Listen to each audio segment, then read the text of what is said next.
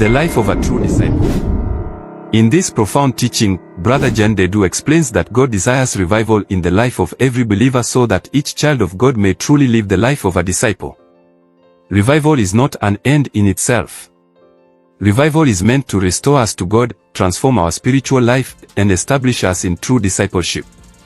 The Christian life is not simply about attending church, carrying the name Christian, or participating in religious activities. The true goal of the Christian life is to become a disciple of the Lord Jesus Christ, a believer who knows God, walks with Him, obeys Him, and reflects His nature. Using Deuteronomy chapter 1 verses 6 to 8, the servant of God shows that when God told the children of Israel to arise, turn, and move toward different directions, He was revealing spiritual pathways that lead His people into revival and deeper fellowship with Him. Each direction represents an area of restoration in the believer's walk with God. Through these spiritual exercises, God forms and establishes His children in the life of discipleship. Jesus Himself showed us this pattern.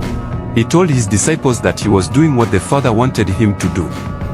In this way, Jesus revealed that He Himself lived as a disciple of the Father. Everything He did came from the Father.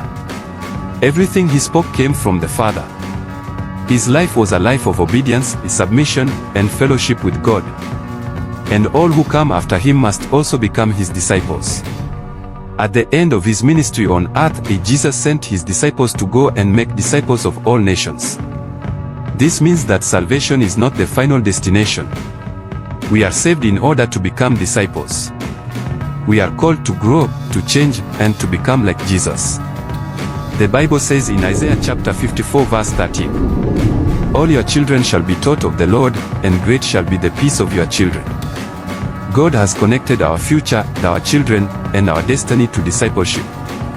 The perfect will of God is found in the making of disciples. Revival itself has one great purpose. Revival comes to transform us so that we may be established in the life of discipleship. Everything that was taught last Sunday was meant to establish us in the life of discipleship. In Mark chapter 3 verse 14, the Bible says that Jesus called the 12 first to be with Him, and afterward He sent them to preach and to cast out demons. This is very important. Before preaching, they had to be with Him. Before ministry, they had to be with Him. Before power, they had to be with Him. Jesus took them. Jesus changed them. Jesus formed them.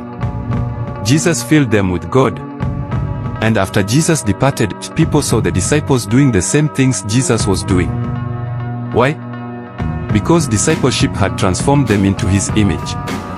Discipleship establishes us into the image and resemblance of God. When a man is truly established in discipleship, he begins to act like God, speak like God, think like God, and live according to God's ways. That is why we have been sent to all nations. The mission is not simply to gather crowds. The mission is to make disciples. Now, what does discipleship produce? Number 1. Discipleship restores the image and resemblance of God in us. Sin destroyed the image of God in man, but discipleship restores us back into God's likeness. Through walking with God daily, prayer, obedience, and fellowship with Him, the nature of God begins to appear in our lives again. Number 2. Discipleship restores the knowledge of God in us. A disciple is not someone who merely knows about God. A disciple knows God personally. He walks with God. He hears God. He understands the ways of God. Number 3. Discipleship establishes us in obedience to God in all things. The disciple learns to obey God completely. Not partially. Not only when it is easy, but in all things.